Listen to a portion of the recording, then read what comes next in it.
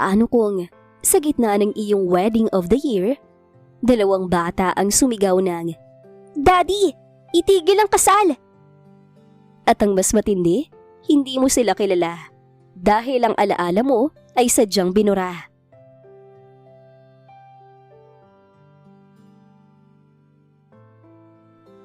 Si Ethan Morales ay isang makapangyarihang bilyonaryo na nabubuhay sa kasinungalingan matapos ang isang aksidente. Pinaniwala siya ng kanyang mapang-aping ina na si Caroline ang kanyang kasintahan. Ngunit sa gitna ng seremonya, lilitaw ang matatalinong kambal na sina Jane at Joshua kasama ang kanilang inang si Joy. Isang simpleng babae na may dala ng katotohanan. Dahil sa amnesia, nakalimutan ni Ethan na siya ay kasal na pala kay Joy. 5 taon na ang nakakalipas. Dito magsisimula ang gulo. Sa tulong ng high-tech na gadgets ni Joshua, ibubunyag nila ang panlilinlang ni Doña Aurora. Pero sapat ba ang ebidensya para mabalik ang pusong pilit na kinalimutan? Isang labanan ng yaman laban sa tunay na pag-ibig at isang asawang handang bawiin ang lahat para sa kanyang pamilya. Handa ka na bang makita ang pagbagsak ng mga mapang-api? Kaya bang talunin ng isang scavenger ang isang billionaire bride? Samahan sina Joy at Ethan sa kanilang paglalakbay mula sa altar ng kasinungalingan patungo sa tunay na pangako. Ang kambal at ang nakalimutang asawa. Ang kwento magpapatunay na ang puso ay hindi marunong makalimot.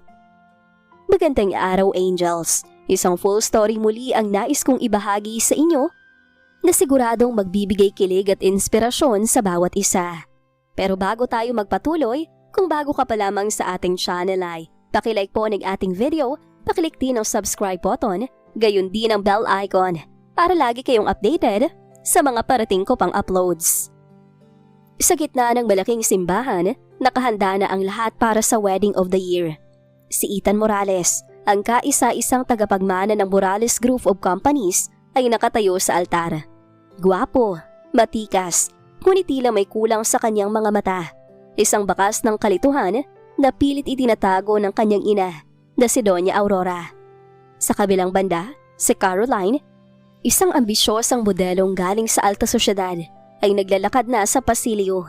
Ang tanging nasa isip niya, ang yaman at kapangyarihan na makukuha niya, oras na masambit ni Ethan ang salitang I do. Ang bango ng mamahaling bulaklak ay humahalo sa kaba sa puso ni Ethan. Nakatingin siya kay Caroline na papalapit sa kanya. Suot ang isang designer gown na nagkakahalaga ng milyon-milyon. Ngunit sa tuwing tumitingin siya rito, sumasakit ang kanyang ulo. 5 taon na nakakalipas mula nag-aksidente siya. At ayon sa kanyang ina, si Caroline ang babaeng matagal na niyang minamahal. "You look beautiful." Bulong ni Ethan nang makarating si Caroline sa altar. "I know, darling, at sisiguraduhin kong ito ang pinakamasayang araw ng buhay mo." Sagot ni Caroline na may mapait na ngiti sa mga labi habang pasimpleng tinitingnan ng masama ang mga abay na hindi nakaayos ang pagkakatayo. Nagsimula ang seremonya. Ang boses ng pari ay parang musika sa pandinig ng mga bisita. Ngunit para kay Ethan, tila ito ay isang mabigat na obligasyon. "Ethan Morales, tinatanggap mo ba si Caroline Valdez bilang iyong asawa? Sa hirap at ginhawa hanggang sa kamatayan?" Tanong ng pari. Huminga ng malalim si Ethan. Hindi pa natatapos ni Ethan ang kanyang sasabihin nang biglang bumukas ng malakas ang malaking pinto ng simbahan. 2 maliliit na bulto ang tumakbo papasok sa gitna ng aisle.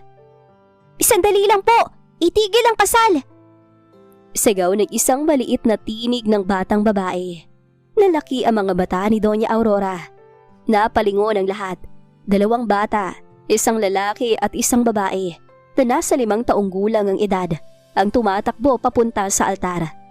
Ang batang lalaki, si Joshua, ay may hawak na tablet, habang ang batang babae naman na si Jane ay may hawak na lumang litrato. "Sino mga batang to? Security! Ilabas sila!" Sigaw ni Caroline na namumula na sa galit dahil nasisira ang kanyang moment. "Wait!" Sigaw ng batang babae na si Jane habang hinihingal sa harap ni Ethan. "You are our daddy, right? Sabi ni Lola, ikaw ang daddy namin na nasa picture. Ipinakita ni Jane ang isang luma at tila nabasa ng litrato. Doon, makikitang isang masayang Ethan, mas bata at mas payat, na nakayakap sa isang simpleng babae na may napakatamis ng ngiti. Si Joy. Daddy, look at my tablet. Singit ni Joshua, ang matalinong kambal. I hacked your medical records from 5 years ago. Hindi ka lang basta na aksidente. You were married to our mommy Joy before you lost your memory. Ang DNA test result namin ay match sa'yo. 99.9%. Natahimik ang buong simbahan. Si Ethan naman ay napahawak sa kanyang sentido.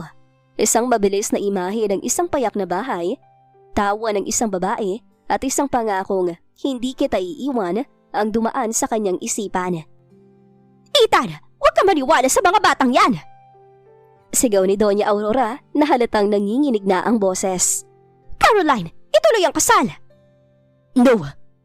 Sabi ni Ethan. Ang kanyang boses ay malamig at puno ng otoridad na ngayon lang niya naramdaman muli. Tumingin siya sa kambal. Sinong nanay niyo? Nasaan siya? Biglang bumukas muli ang pinto at isang babaeng simple ang suot ngunit may taglay na angking ganda ang pumasok. Luhaan siya habang tinitingnan si Ethan.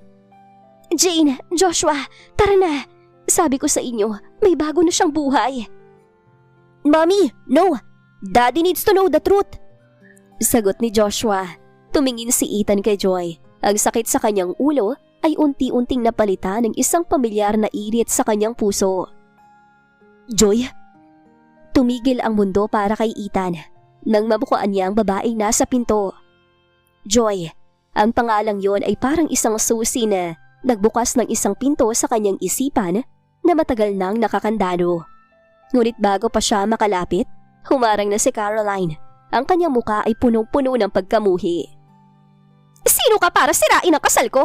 Security! Bakit nakapasok ang pulubing to at ang kanyang mga anak sa loob ng simbahan? Sigaw ni Caroline kay Joy. Lumapit si Joy, punong-puno ng dignidad kahit simple lang ang kanyang suot na floral dress. Hindi ako narito para manggulo, Caroline.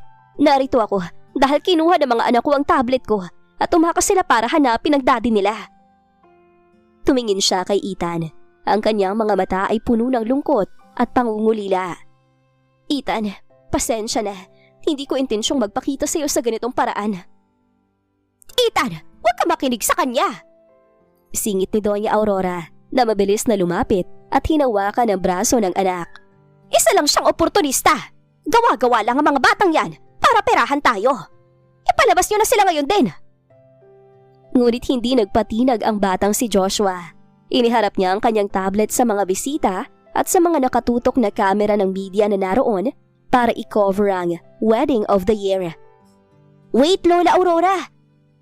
Sabi ni Joshua nang may kakaibang talino sa kanyang boses. If they are fake, then explain this. I hacked into the St. Jude Medical Center archives, the hospital where Daddy was taken after the accident 5 years ago. Isang video ang lumabas sa malaking screen ng simbahan na dapat ay gagamitin para sa wedding, SDE, Same Day Edit. Sa video, makikita si Doña Aurora na kausap ang isang doktor. Gawin niyo ang lahat para makalimutan yung babaeng yon. Burahin niyo ang lahat ng records ng kasal nila ni Joy. Sabihin niyo sa kanya na si Caroline ang fiancé niya. Ang malinaw na boses ni Doña Aurora sa video. Napaatras sa mga bisita. Isang malakas na bulungan ang bumalot sa simbahan. Namutla si Doña Aurora, habang si Caroline ay halos manginig sa galit. That's a fake! Hindi totoo yan! Sigaw ni Doña Aurora. It's not fake, Grandma! Sagot ni Joshua habang mabilis na nagtatype sa kanyang tablet. I also retrieved the original NSO marriage contract of Ethan Morales and Joy San Jose, dated 5 taon nang nakakaraan. It was never annulled. So technically, this wedding with Caroline is a bigamous and illegal. Lumapit si Jane kay Ethan at hinawakan ang kamay nito. Daddy, look at me. Sabi ni Mommy, may amnesia ka lang kaya hindi mo kami binalikan. Sabi niya, mabuti kang tao. Hindi mo ba talaga kami naaalala? Tumingin si Ethan sa maliit na kamay ni Jane na nakahawak sa kanya. Biglang may nagwala na alaala sa kanyang utak. Isang maliit na sanggol. At ang boses ni Joy na kumakanta. "Joy?" Sambit ni Ethan habang unti-unting lumuluha. Tumingin siya kay Caroline na ngayon ay galit na. "Ethan, magpakasal tayo! I don't care about those kids!" Sigaw ni Caroline at takmang sasampalin si Joy. Ngunit mabilis na nahawakan ni Ethan ang kamay nito. "Huwag mong tangkain na saktan ang asawa ko." Malamig na sabi ni Ethan. "Dati ko, mama, bakit nagawa mo sa akin to? Pinagkatiwalaan kita, pero sinira mo pamilya ko. The wedding is over. Guard, escort Miss Valdez and my mother out of this church." Seryoso na saad ni Ethan. Bumukas ang gintong gate ng Montales Estate. Sa loob ng itim na limousine, tahimik si Joy habang mahigpit na nakahawak sa mga kamay ng kambal na sina Jane at Joshua. Sa tapat nila ay nakaupo si Ethan, ang asawa niya. Ngunit isang estranghero pa rin ang tingin sa kanila dahil sa kanyang amnesia. "Dito ba tayo titira, Daddy?" Tanong ni Jane habang nakadungaw sa bintana. "Ang laki naman, parang palasyo ni Cinderella." Ngumiti ng tipid si Ethan. "Oo, Jane, dito muna kayo habang inaayos ko ang lahat." Tumingin siya kay Joy. "Pasensya ka na kung medyo magulong madadatnan natin sa loob. Hindi ko pa lubos na maalala ang lahat. Pero alam kong may mali sa mga sinabi ni Mama sa akin." Pagbaba nila ng sasakyan, hindi sinalubong ng mainit na pagtanggap ang mag-iina. Sa bukana ng pinto ay nakatayo si Doña Aurora. Ang kanyang mukha ay parang yelo sa lamig. Sa tabi niya ay si Caroline na kahit nakatanggal na ang belo ay suot pa rin ang wedding gown niya. Punong-puno na ngayon ng lukot at galit. "Ethan, hindi mo maaaring patuloyin ang mga basurang yan sa pamamahay ko!" Sigaw ni Doña Aurora. "Isang malaking kahihiyan ang ginawa niyo sa simbahan. Pinagmukha niyo kaming katatawanan sa harap ng buong bansa." "Ma, sapat na mga ebidensyang nakita ko." Matigas na sagot ni Ethan habang inaalalayan si Joy pumasok. "Kung ayaw mong tanggapin ang asawa at mga anak ko, baka nakakalimutan mong pangalan ko nakasulat sa titulo ng mansyong to. Kayong bisita rito, hindi sila." Napasinghap si Caroline. "Ethan, how could you? I love you for 5 years. Pinaniwala mo ko na akong pakakasalan mo." "Pinaniwala ko ni Mama Caroline at nakita ko sa video kung paano kayo nagkuntsaba. Mula ngayon, sa master's bedroom matutulog si Joy, ang kambali sa katabing silid." Padabog na umakyat si Caroline sa itaas, sinundan ni Doña Aurora. Pagdating sa silid ni Caroline, agad nitong pinagahagi sa mga mamahaling pabango sa dingding. "Hindi ako papayag, Tita Aurora. Hindi ako papayag na ang babaeng amoy lupa na yan ang reyna sa mansyong to." Hysterical na sigaw ni Caroline. "Huminahon ka, Caroline. Ang amnesia ni Ethan ay parang marupok na salamin. Madaling basagin, pero madali ring gamitin. Kung hindi natin siya mapapaniwala sa salita, dadaanin natin sa gawa." Isang mapait na ngiti ang sumilay sa labi ng matanda. "May kilala akong doktor na kaya magbigay ng gamot na magpapanatili sa kalituhan ni Ethan. At tungkol naman sa mga batang yan, titingnan natin kung gaano sila katalino kapag nawala ang kanilang ina." Samantala, sa kusina, sinusubukan ni Joy na magluto ng paboritong ulam ni Ethan noon, ang simpleng sinigang. Ngunit bago pa niya matapos, pumasok si Caroline at itinapon ang lahat ng sangkap sa sahig. "Oops, my bad." Maarteng sabi ni Caroline. "Wala kasing lugar ang pagkain mahirap dito eh. At tandaan mo to, Joy, ang kasal sa papel ay madaling sunugin. Sisiguraduhin kong sa susunod na lalabas ka ng gate na yan, wala ka ng kasamang mga anak." Hindi kumibo si Joy, ngunit ang kanya mga mata ay nag-aapoy. Hindi na siya ang mahinang Joy na basta na lamang iniwan noon. "Subukan mo, Caroline. Subukan mo lang." Hindi pa man sumisikat ang araw, ang mansyon ng mga Morales ay tila isang battlefield na. Habang si Joy ay abala sa pag-aayos ng gamit ng kambal, ang batang si Joshua ay may ibang pinagkakaabalahan. Gamit ang kanyang maliit na laptop at ilang gadgets na itinago niya sa kanyang backpack, pinasok niya ang smart home system ng mansyon. "Jane, watch this!" Bulong ni Joshua sa kapatid. "Gusto ni Mas Caroline na maging reyna? Well, let's give her a royal wake-up call." Sa kabilang silid naman ay mahimbing na natutulog si Caroline. nangangarap pa rin siya na ang magiging Mrs. Morales. Biglang tumunog ang fire alarm sa loob mismo ng kanyang kwarto. Sa gulat ni Caroline, napatalon siya sa kama. Ngunit hindi doon natapos ang lahat. Ang automated sprinkler system sa kisame ay bumukas. Ngunit sa halip na malinis na tubig, isang malagkit at kulay rosas na tubig ang lumabas. Isang mixture ng strawberry syrup at glitter na itinimpla ni Joshua sa main pipe ng salid. What? My hair! My designer dress! Tili ni Caroline na ngayon ay mukhang isang basang cupcake na puno ng kinang. Sa baba, nagkakagulo ang mga katulong habang si Ethan ay nagmamadaling umakyat. Nakita niya ang kambal na pigil ang tawa sa dulo ng hallway. Joshua? Jane, ano nangyayari? Nothing, Daddy. We just heard a loud noise. Inosenteng sagot ni Jane habang kinukot-kot ang kuko. Nang lumabas naman si Caroline na malagkit at nagngingit-ngit sa galit, hindi napigilan ni Ethan na mapangiti ng palihim. Caroline, baka kailangan mo magpa-check up. Mukhang pati ang smart home system natin ayaw sa'yo. Matapos ang kaguluhan, naupo si Ethan sa garden kasama si Joy. Pinagmamasdan nila ang kambal na naglalaro sa malawak na damuhan. Salamat, Joy. Hindi ko pa lahat maalala. Nararamdaman kong masaya ako kapag kasama kayo. Simula ni Ethan.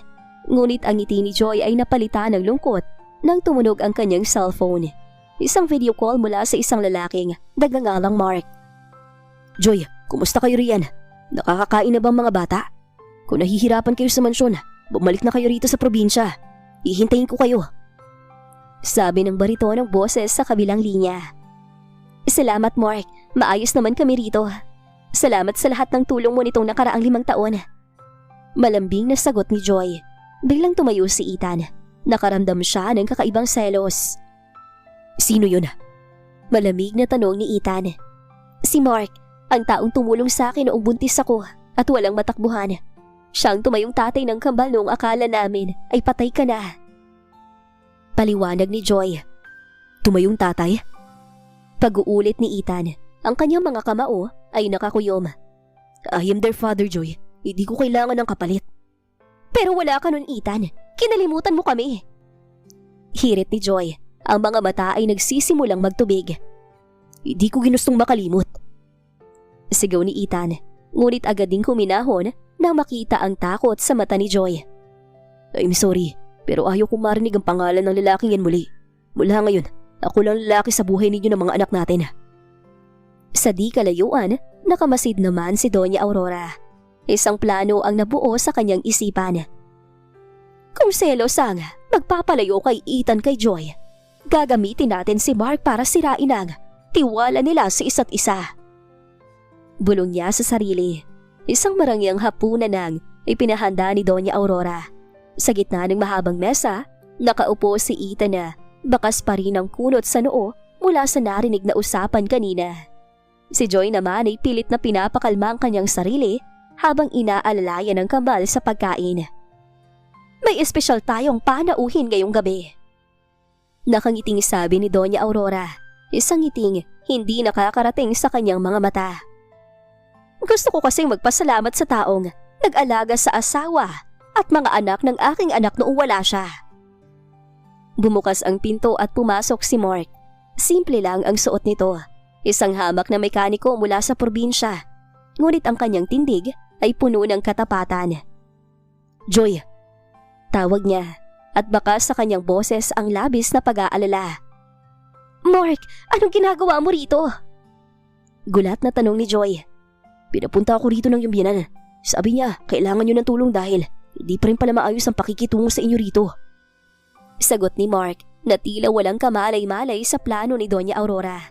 Agad na tumayo si Ethan. Ang kanyang mga mata ay nag-aapoy sa selos. Sino ka para sabihin hindi maayos ang pakikitungo ko sa pamilya ko? I am Ethan Morales. I don't need a mechanic to tell me how to provide for my wife. Ethan, sandali lang. Pigil ni Joy. Mark is just a friend. Siyang tumulong sa akin noong nanganak ako sa kalsada. Habang ikaw ay nasa ospital at nagpapagamot sa ibang bansa kasama ang nanay mo. Habang nagtatalo ang mga matatanda, si Jane ay lumabas muna ng dining room para kunin ang kanyang paboritong manika na naiwan sa sofa. Hindi niya napansin na sinusundan siya ni Caroline.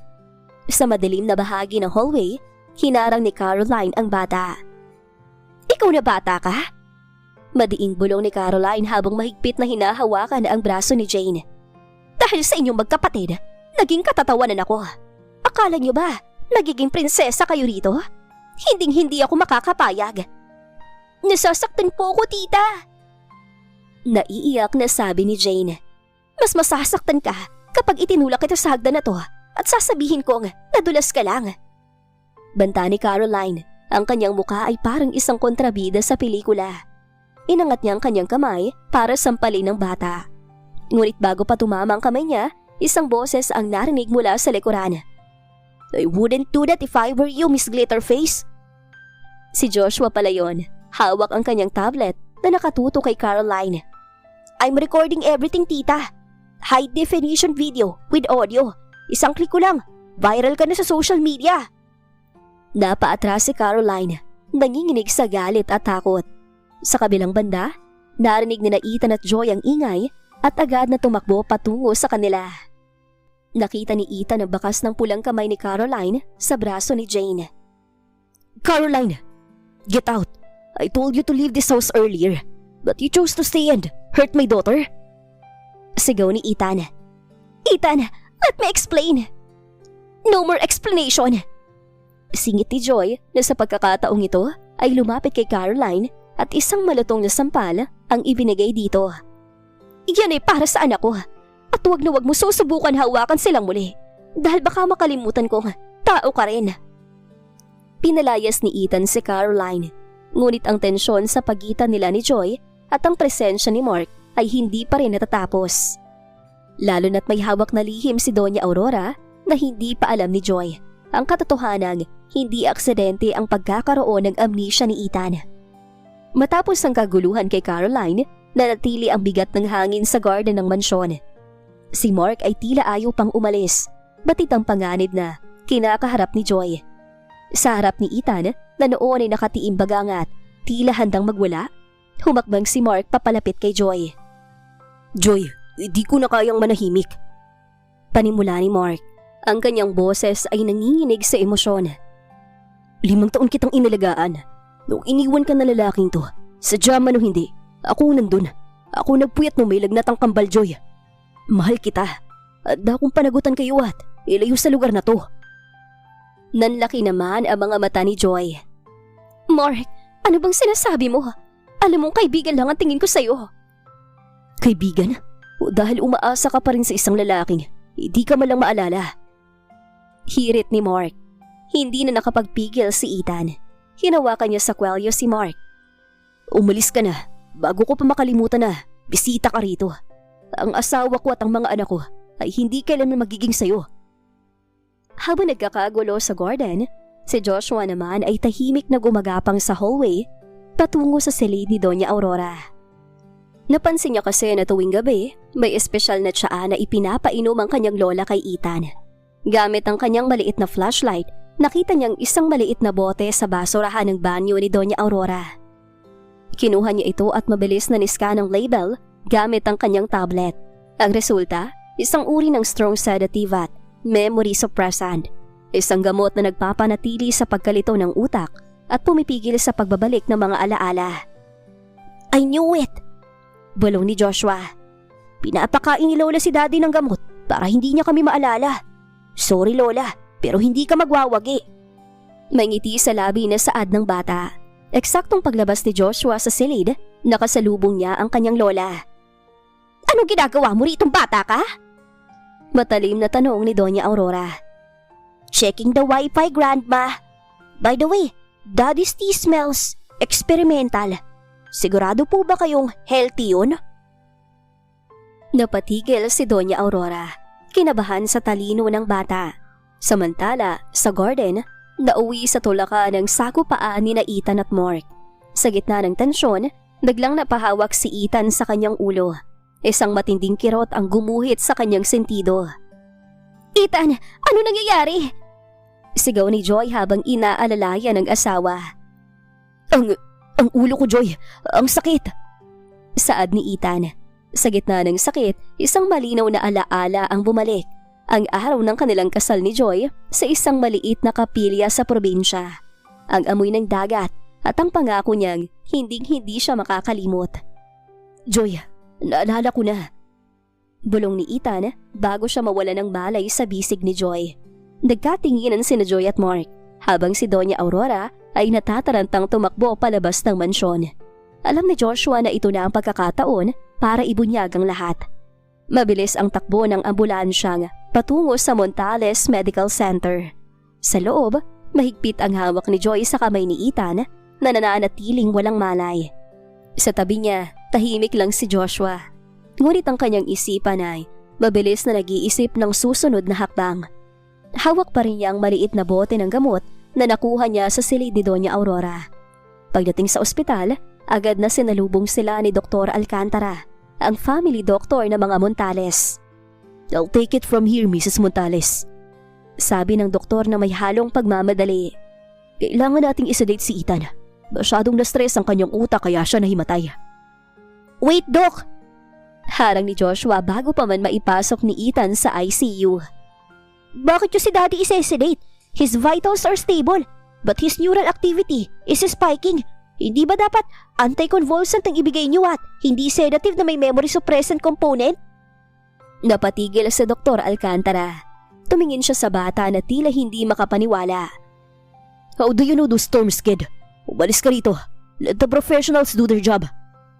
Professionals o ang mga bayaran ni Lola Aurora? Hamon ni Joshua. Inilabas niya ang kanyang tablet at ipinakitang isang bank transfer record na nakuha niya matapos i-hack ang private server ng ospital.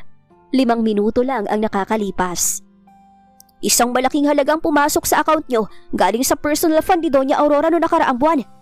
Kasabay yun ang pag-order niyo ng Neuroz, isang experimental na gamot na ipinagbabawal sa mga pasyenteng may history ng traumatic brain injury.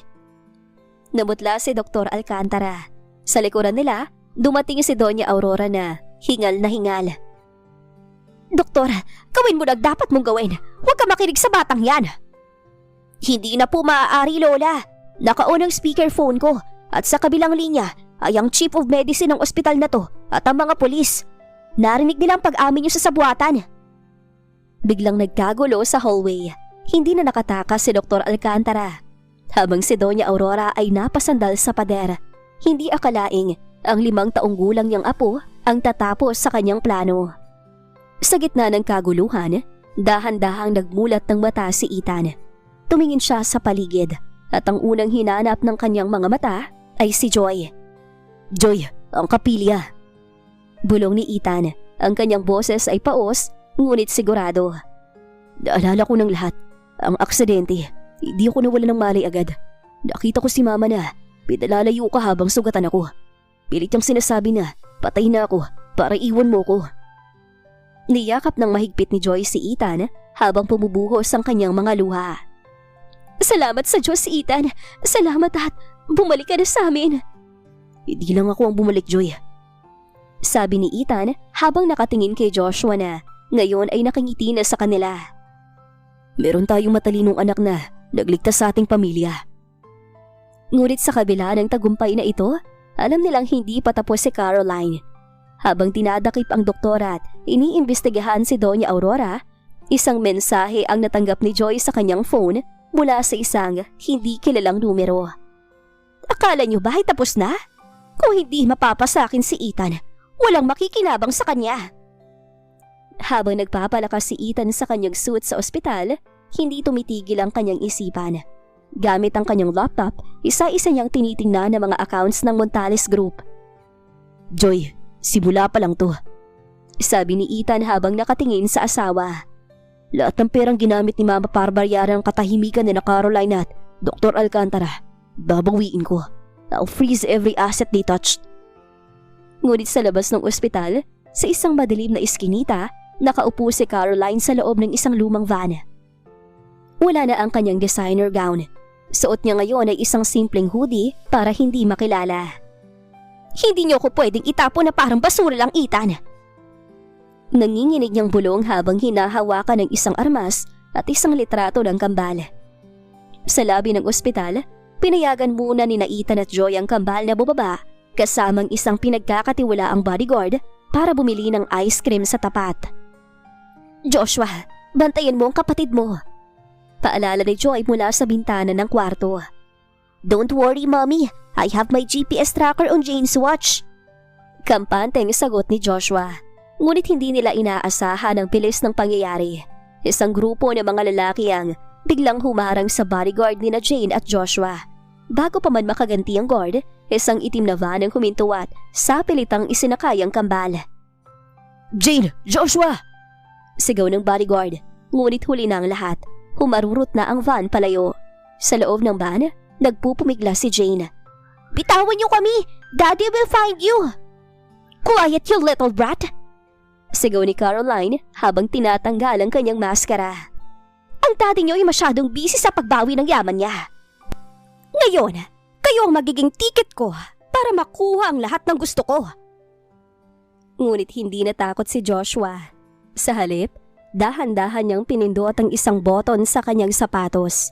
Isang silent alarm na direktang konektado sa laptop ni Ethan. Sa loob ng ospital, biglang nag-red alert ang monitor ni Ethan. "Joy, ang kambal! Kinuha sila!" "Ano? Sino ang gagawa nun?" Hysterical na tanong ni Joy. "Sino pa ba? Ang babaeng walang takot mawala basta makuha ang pera." Malamig na sabi ni Ethan. Ngunit sa halip na magpanik, isang matalim na ngiti ang sumilay sa kanyang labi. "She thinks she's smart pero hindi niya alam bawat sulok ng sasakyang kumuha sa kanila ay tinatrack na ni Joshua. At ako, I've already contacted the private security team I hired earlier." Sa kalsada, habang nagmamaneho si Caroline, napansin niyang unti-unting napapalibutan ng kanyang van ng mga mamahaling SUV.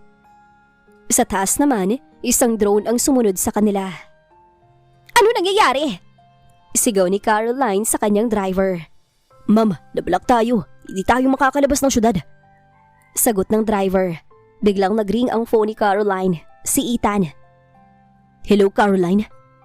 Malamig na boses ni Ethan sa kabilang linya. "Enjoying the ride? Make sure my children are safe because every scratch they get, I will take a piece of your life. Cornered ka na. Sumuko ka na bago ko pagamitin ang lahat ng kapangyarihan ko para buruhin ka sa mundong to." Dinala ni na Caroline ang kambal sa isang abandonadong bodega sa labas ng lungsod. Maalikabok, madilim at puno ng mga luma at kinakalawang na makinarya. Ipinatali ni Caroline si Jane sa isang silya, habang si Joshua naman ay pinaupo sa sahig sa ilalim ng bantay ng dalawang armadong lalaki. "Ngayon, tatawag tayo sa daddy niyo," sabi ni Caroline habang hinihingal sa kaba at galit. "Ipapahanda akong 10 milyong piso at ang pirma niya para ibalik ang lahat ng ari-arian na kinuha niya sa akin." Ngunit habang abala si Caroline sa pag-aayos ng kanyang buhok para sa video call, si Joshua ay dahan-dahang kumilos. Hindi nila alam na ang kanyang sapatos ay hindi lang may GPS tracker. Ito rin ay may built-in electromagnetic pulse or EMP jammer na binuo niya mula sa mga piyasa ng sirang radyo sa mansyon. "Jane, huwag kang matakot," bulong ni Joshua. "Close your eyes when I count to 3. "Ano bang binubulong-bulong mong bata ka?" Sigaw ng isang guard at akmang sisipain ng sapatos ni Joshua. Eksaktong pagtapak ng guard, pinindot ni Joshua ang switch sa loob ng kanyang medyas. Biglang namatay ang lahat ng ilaw sa bodega. Ang cellphone ni Caroline ay uminit at namatay. At maging ang mga flashlight ng mga guards ay pumutok ang bumbilya. "Ano nangyari? Bakit madilim?" Tili ni Caroline. Sa gitna ng kadiliman, gumamit si Joshua ng isang maliit na night vision monocle na nakatago sa kanyang bulsa. Mabilis niyang kinalagan si Jane gamit ang isang maliit na laser cutter na mukhang ballpen. "Takbo, Jane! Sa likod ng malaking generator!" Utos ni Joshua. Habang nagkakagulo ang mga tauhan ni Caroline sa dilim, pinasok ni Joshua ang control panel ng bodega. Gamit ang kanyang tablet na may sariling power source, na-access niya ang lumang PA system. "Attention, Miss Caroline Valdez!" Ang boses ni Joshua ay umalingaw sa buong bodega, na parang boses ng isang announcer sa pelikula. "You are currently surrounded by a 24 high-precision thermal drones. Every move you make is being broadcasted live to the National Police Headquarters. Check the windows. Sumilip si Caroline sa bintana at nanlaki ang mga mata nang makita ang dose-dosenang pulang ilaw na nakatutok sa bodega.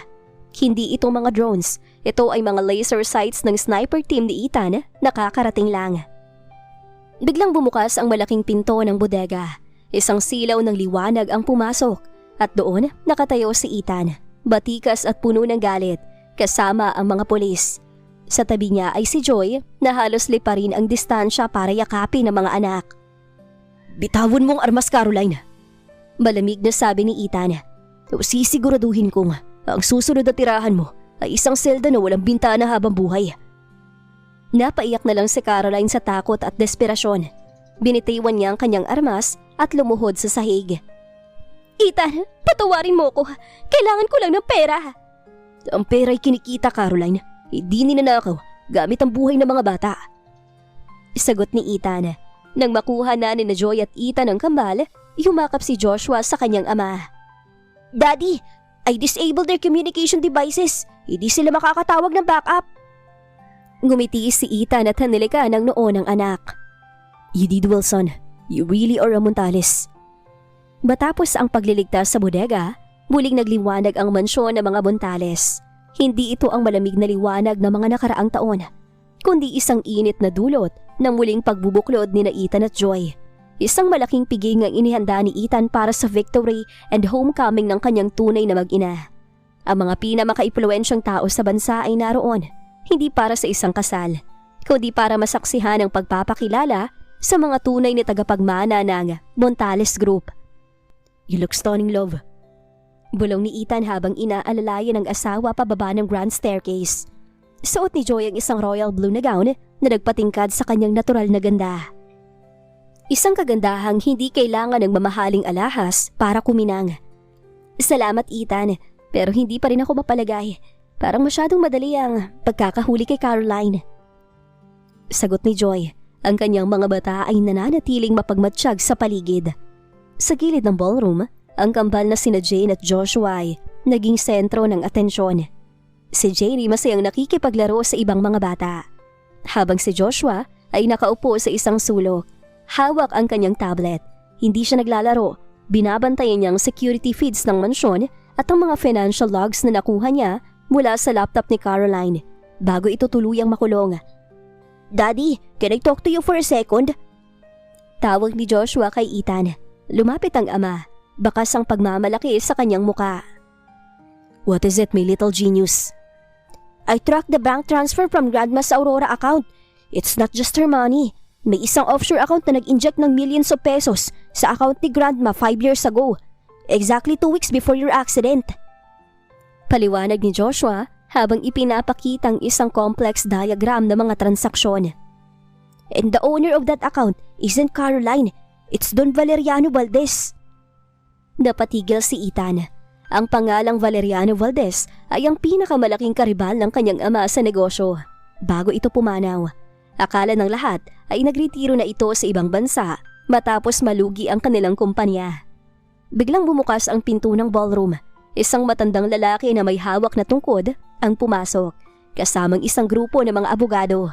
Siya ay si Don Valeriano, ang ama ni Caroline. Ang kanyang presensya ay tila nagpalamig sa buong silid.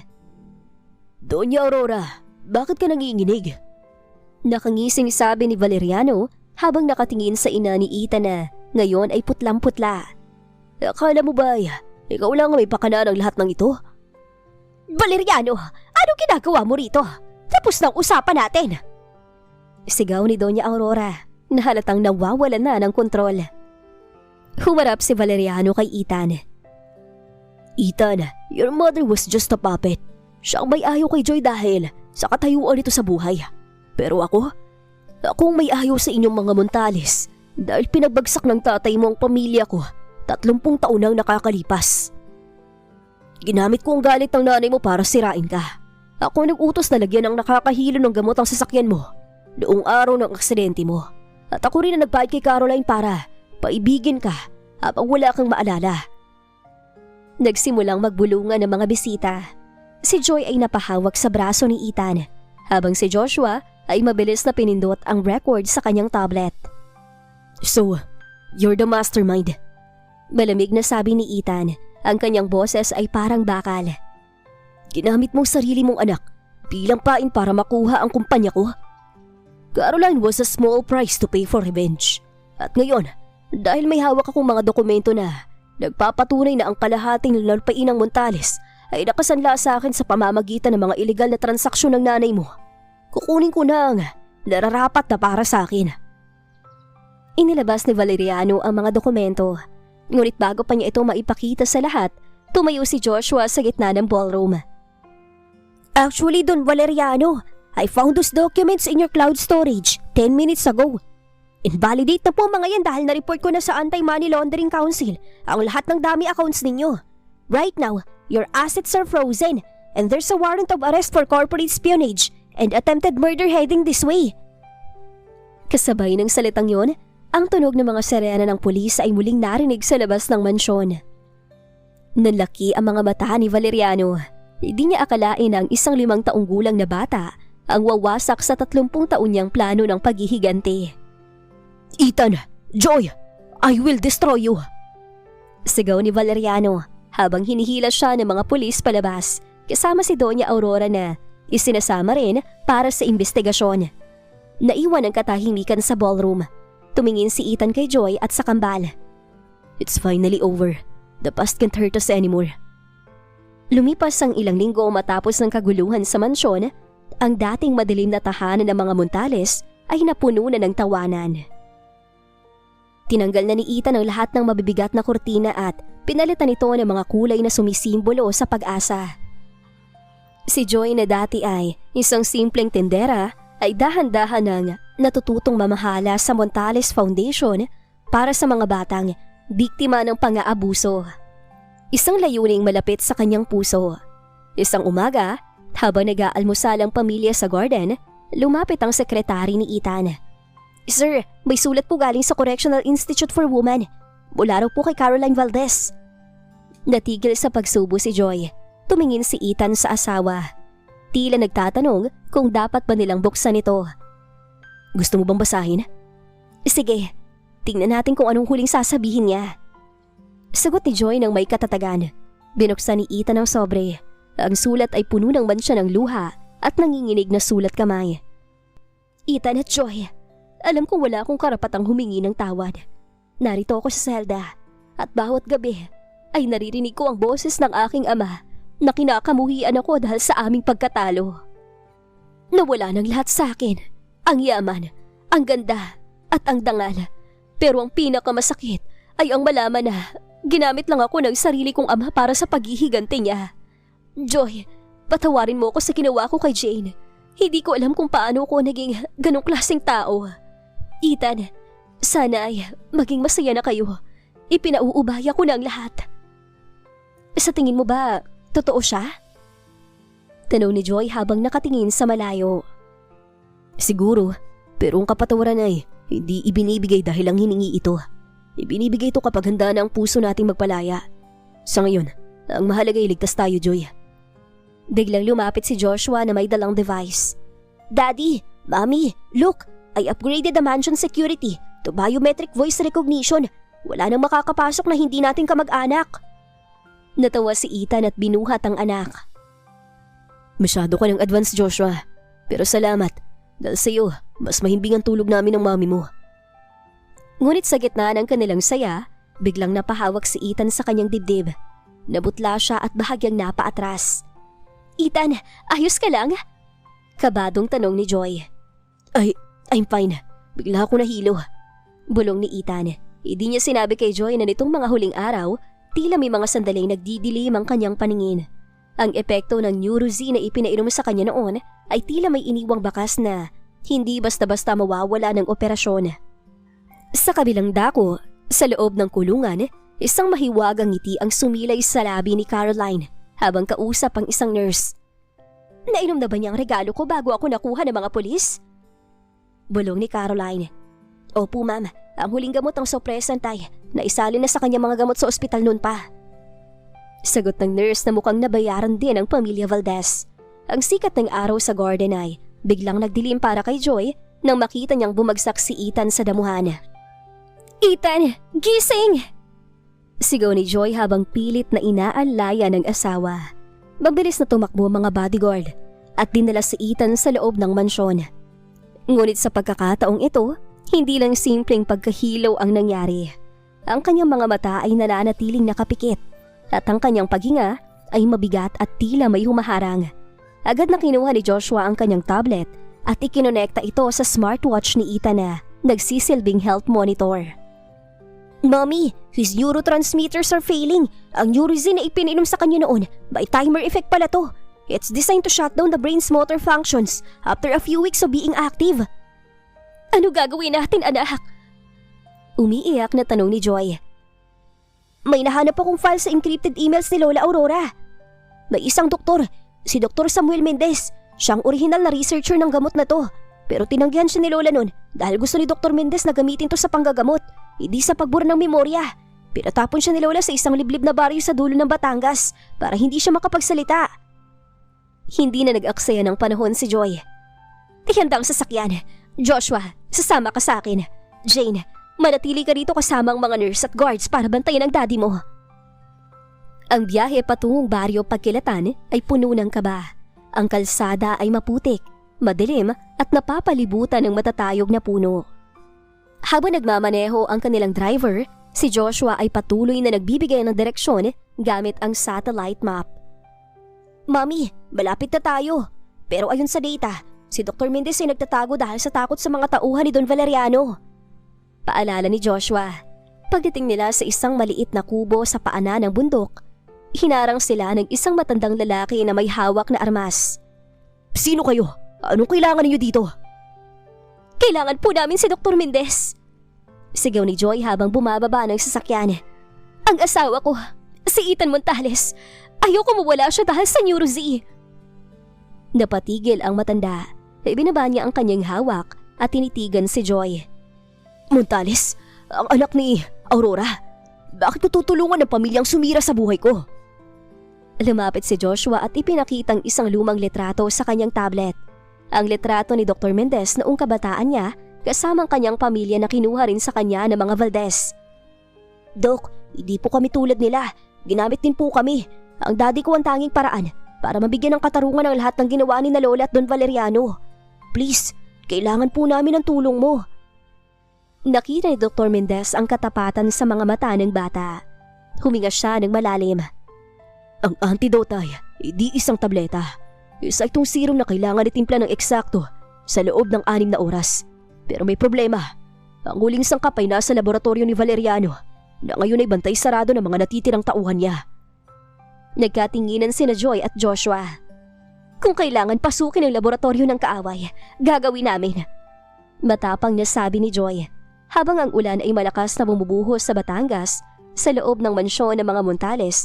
Ang bawat tibok ng puso ni Ethan ay binabantayan ng mga medikal na aparato. Ang linya sa monitor ay dahan-dahang nagiging patag.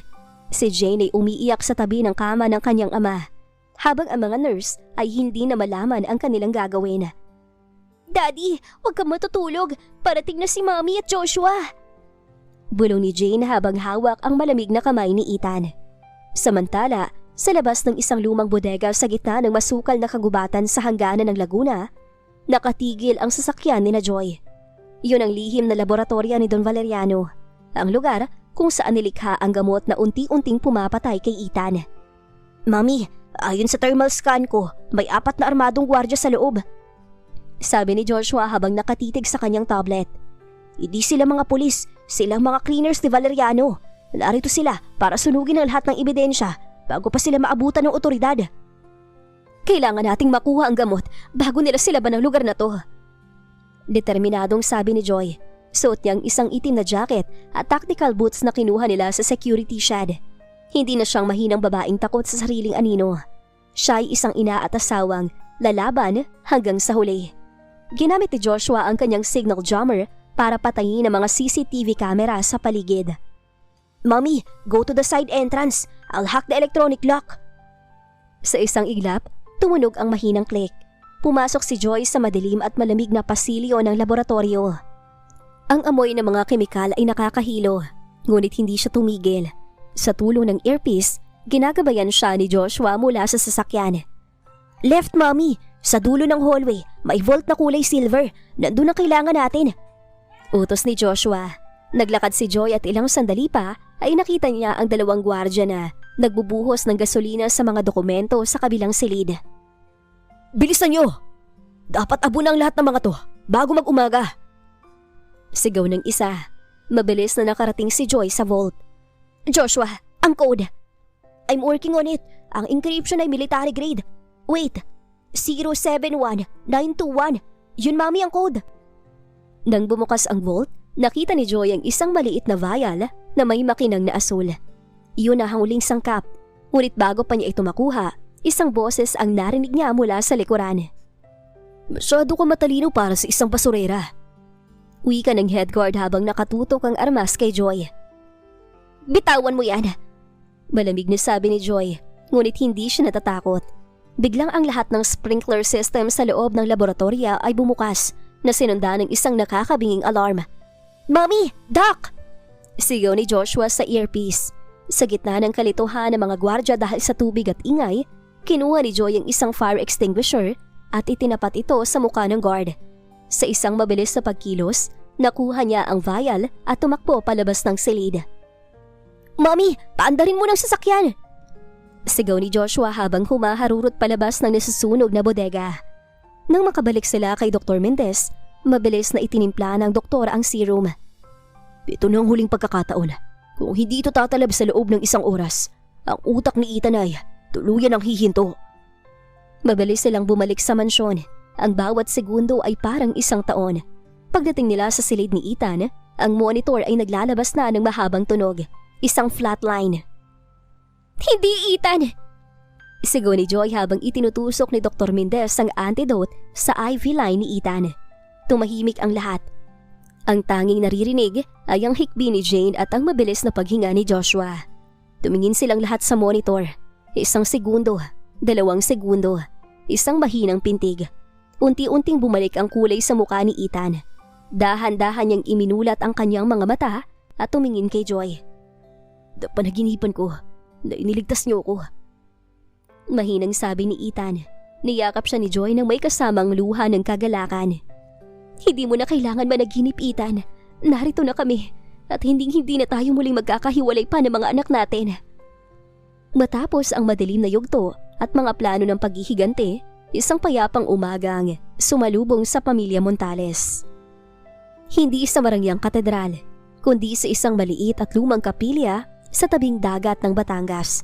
Ang lugar kung saan lihim na nagpakasal sina Ethan at Joy, 6 na taon na ang nakakalipas. Ang simoy ng dagat ay may dalang alat at tamis ng alaala. Simple lang ang ayos ng kapilya. Mga puting telang nakasabit sa mga upuang kahoy at mga sariwang bulaklak na pinitas mula sa paligid. Bago magsimula ang seremonyas, isang hindi inaasahang tawag ang natanggap ni Ethan mula sa kanyang abogado. Si Doña Aurora, nakasalukuyang nasa ilalim ng hospital arrest habang hinihintay ang pinal na sentensya, ay may huling-hiling ang makita ang kanyang mga apo. Dinala ni Ethan at Joy ang kambal sa isang maliit na silid sa piitan ng ospital. Doon, nakaupo ang isang babaeng tila tumanda ng 10 taon sa loob lamang ng ilang linggo. Wala na ang mamahaling alahas at ang mapagmataas na tintig ni Doña Aurora. Ethan, Joy! Pabulong na tawag ng matanda. Tumingin siya sa kambal na sina Jane at Joshua na nagtatago sa likod ng kanilang ama. Joshua, Jane, lapit kayo kay Lola. Dahan-dahang lumapit ang dalawa. Si Joshua, sa kabila ng kanyang talino, ay nakaramdam ng lungkot para sa kanyang lola. Grandma, bakit ka po narito? Tanong ni Jane. Dahil naging masama ang lola niyo. Pag-amin ni Aurora habang lumuluha, tumingin siya kay Joy. Joy, patawarin mo ko. Masyado ako nabulag ng pangalan at yaman. Akala ko, pinoprotektahan ko ang anak ko. Pero unti-unti ko na pala siyang sinasaktan. Ang talino ni Joshua, ang ganda ni Jane, sila ang pinakamalaking kayamanan na itinapon ko. Hindi sumagot si Joy, ngunit hinawakan niya ang kamay ni Ethan. Alam nilang mahaba pa ang proseso ng pagpapatawad. Pero ang makitang pagsisisi sa mga mata ni Doña Aurora ay sapat na para sa panimula. Hihintayin namin ang paglabas mo, ma. Pero sa pagkakataong to, di bilang Doña Aurora ng Montales Group, kundi bilang lola ng aking mga anak. Pagbalik sa kapilya, ang sikat ng hapon ay nagbibigay ng gintong liwanag sa paligid. Nakatayo si Ethan sa altar, suot ang isang simpleng barong.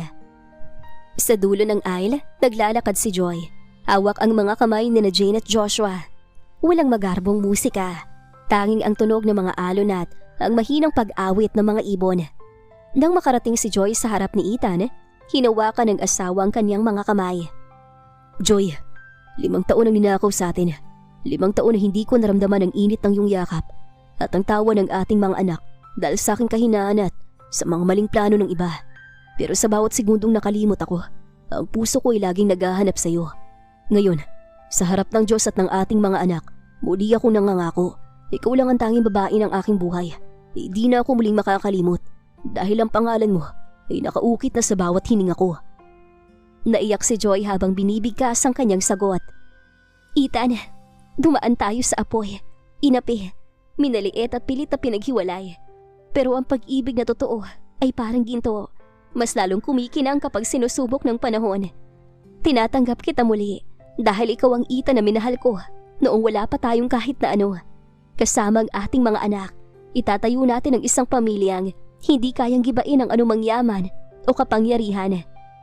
Isinuot nila ang mga simpleng singsing na itinago ni Joy sa loob ng 5 taon.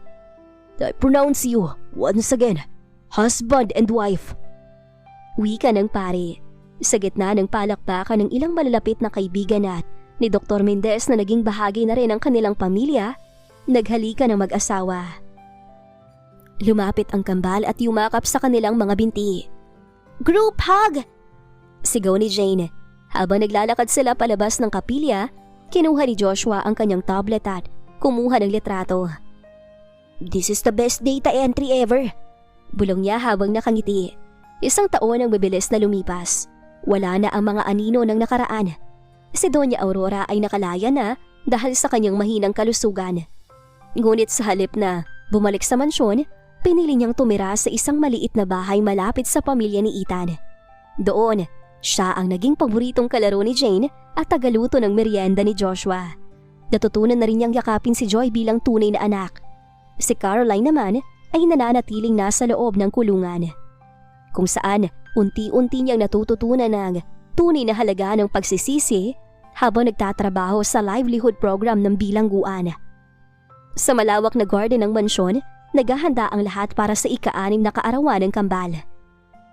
Si Ethan ay tuluyan ng magaling mula sa epekto ng gamot. Salamat sa patuloy na pag-aalaga ni Dr. Mendez na ngayon ay Chief of Research na ng Montales Medical Center. Joy, tingnan mo sila. Bulong ni Ethan habang pinapanood sina Jane at Joshua na naghahabulan sa damuhan. Lumapit si Joy at sumandal sa balikat ng asawa. Sino mag-aakala ng isang bilyonaryo at isang simpleng babae ay dadaan sa ganitong klaseng bagyo para lang makarating dito? It wasn't about the money, Joy. It was about us. Ang yaman ay nawawala. Ang alaala ay maaaring mabura. Pero ang pag-ibig na ay tinanim sa puso, hindi malalanta. Kinuha ni Ethan ang isang maliit na kahon. Binuksan niya ito at ipinakitang isang bagong locket para kay Joy. Sa loob nito ay ang litrato nilang 4. Isang pamilyang buo, matatag, malaya. Sa susunod na kabanata ng buhay natin, wala nang lihim, wala nang amnesia. Tayo lang. Pangako ni Ethan. Naghalika ng mag-asawa habang ang mga bata ay tumatakbo patungo sa kanila. Dalang kanilang mga tawa na nagsisilbing pinakamagandang musika sa buong mansyon. 5 taon pa ang mabilis na lumipas. Sa malawak na library ng mansyon, makikita ang 10 taong gulang na si Joshua. Hindi na lamang siya ang batang may tablet. Siya na ngayon ang bunso at pinakabatang consultant ng Montales Tech Solutions. Nakasuot siya ng salamin at seryosong tinitingnan ng mga bagong coding para sa isang cybersecurity program na ituturo sa mga kapuspalad na kabataan. Kuya, stop working! It's Sunday! Sigaw ni Jane Ang dating mahiyain na bata ay isa na ngayong pretty na mahilig sa sining at musika. Hawak niyang isang violin. Ang kanyang talento sa sining ay nagbigay sa kanya ng mga parangal sa loob at labas ng bansa. Pumasok si Joy sa silid. Bitbit ang isang tray ng merienda. Ang kanyang ganda ay tila hindi kumukupas. Bagkus, lalo itong nagniningning dahil sa katahimikan ng kanyang puso. Anak, makinig ka sa kapatid mo. Ang utak, kailangan din ng pahinga. Opo, Mami. Natatapos ko lang tong firewall para sa foundation niyo. Nakangiting sagot ni Joshua. Maya-maya pa ay narinig ang tunog ng sasakyan. Dumating si Ethan galing sa isang charity event. Agad siyang sinalubong ng yakap ng kanyang asawa at mga anak. Bagaman abala sa pagpapatakbo ng kanyang kumpanya, hinding-hindi na muling hinayaan ni Ethan na maging prioridad ang trabaho kesa sa pamilya. Habang nagtitipon ang pamilya sa garden, dumating si Doña Aurora. Malakas pa rin ang matanda at ang kanyang dating matatalim na tingin ay napalitan na ng lambot. May dala akong paborito ninyong pagkain, mga apo. Aniya habang inaalalaya ni Dr. Mintes na naging malapit na ring kaibigan ng pamilya. Ngunit may isang espesyal na anunsyo si Ethan sa hapon na yon. Lumapit siya kay Joy at hinawakan ang kamay nito sa harap ng lahat. May gusto kaming sabihin ni Mami Joy sa inyo. Panimula ni Ethan. Tumingin si Joy sa kanyang mga anak. Ang kanyang mga mata ay puno ng kagalakan. Nagkakaroon na kayo ng isa pang kapatid. I'm 3 months pregnant. Nalaki ang mga mata ni na Jane at Joshua. Really? Another genius in the house? Biro ni Joshua. O baka naman isa pang artist? Dagdag ni Jane. Sa gitna ng tawanan, kinuha ni Ethan ang kanyang phone at kumuha ng isang family selfie. Ang background ay ang dapit hapon na kulay kahel at lila. Isang paalala na kahit gaano kadilim ang gabi, laging may darating na bagong umaga. Ang tunay na yaman ay hindi nabibilang sa bangko, kundi sa mga pusong nagmamahalan ng walang kondisyon. Ang kwento ni na Ethan at Joy ay hindi lang kwento ng isang bilyonaryo at isang mahirap na babae. Ito ay kwento ng lahat ng taong naniniwala na ang katotohanan ay laging mananaig at ang pag-ibig ang kaisa-isang gamot na kayang magpagaling kahit sa pinakamalalim na sugat ng nakaraan. Gaya ng kwento ng mag-asawa, isang pamilyang buo, masaya